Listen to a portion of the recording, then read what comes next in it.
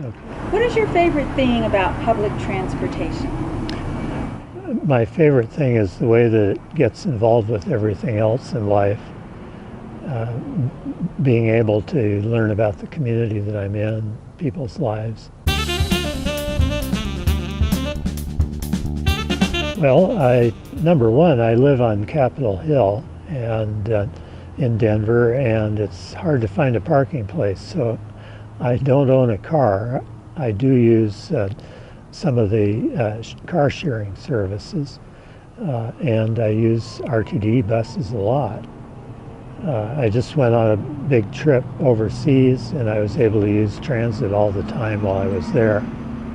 I had saved up for 2 months in Berlin mainly, and I bought a transit monthly pass that way, which tremendously lowered the cost, and it let me stay in a nice pension out on the edge of town where the prices were low enough that a person could afford to stay for quite a few days and really get into the neighborhood, meet people, go to local concerts, and transit was the gateway for all of that. It's how I was able to afford to go to a good college because I got through school without using a car, and the savings I made the difference when I had to pay part of the outrageous tuition as it seemed in those days. I was involved in extending transit service to Lewis and Clark College in Portland, Oregon, and it was a suburban school, but with the addition of transit service, it really opened up the place psychologically, and it became a much more cosmopolitan place over the next few years than it was when I started.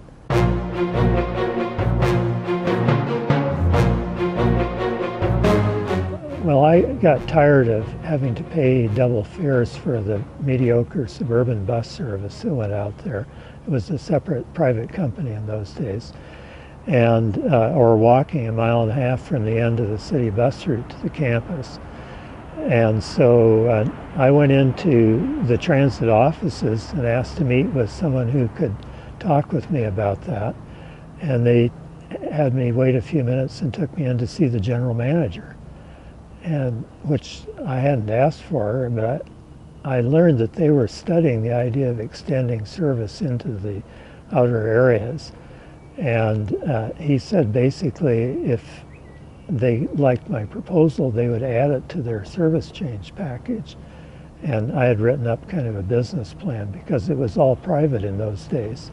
You had to show them how they'd make money running the bus service. He kept his word. They supplied a bus to take students to the city council meeting, and we testified to get service extended, keeping in mind that in those days we couldn't vote. You had to be 21 to vote, so we had to remind them that our parents lived in the city of Portland. And it was kind of really surprising. I learned a lot from that, and it was kind of historic. I learned one of the city council members, the longest serving one, remembered that my grandfather stood at the lectern the same way when he had addressed city council. So I learned a lot from it, and the process interested me. But I really did it just so I could save about half of the bus fare that it cost, because now we had free transfers on a big system, a complete metro system rather than a broken up piece by piece network. And so a career was born. Yeah, I was interested in transit before, but my career plan was to be a journalist. And I thought I might be a business page writer. One of our neighbors was the Portland correspondent for the Wall Street Journal. And it was a thrill to see his byline in the Wall Street Journal in the morning, writing about lumber or ship traffic in the Columbia River or the wheat business.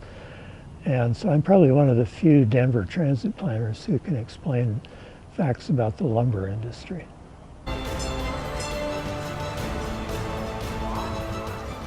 I'm looking forward to seeing what happens to the metro area. In other words, a big public transportation service is transformative, it'll change the city in good ways. First of all, it opens up job opportunities through the whole metro area. I think that's probably the most important. I'm kind of conservative economically, and I support public transit because, and I did before I got into it as a career, because it was a gateway to jobs and to having a good workforce available for employers, and in turn to have good jobs available for people who want to work. I think that's, maybe the most obvious number one thing. But in addition, it allows for greater diversity. With the internet especially, we become aware that even in a smaller city, there are people that share common interests with us that might want to get together. You can have a meeting of a hobby group for underwater basket weaving. There probably are enough people who will get together if they can get there, and I don't want anybody to be denied the ability to do that.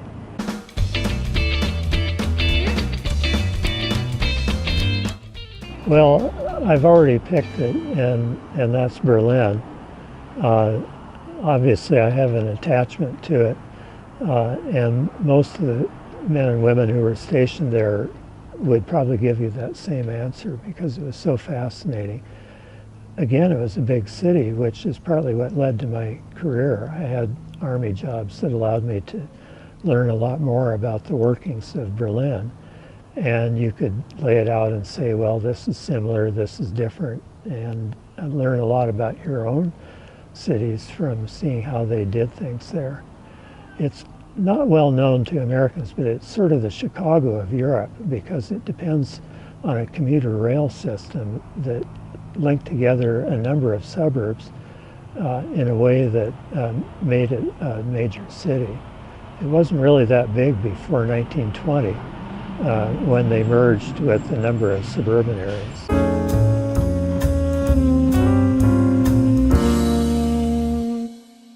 Good or bad? No, I think that I have broad interests otherwise. People are always surprised that I didn't actually intend to go into this career field, that I wanted to be a journalist, and that I actually had some stories that got on United Press International and was headed in that direction.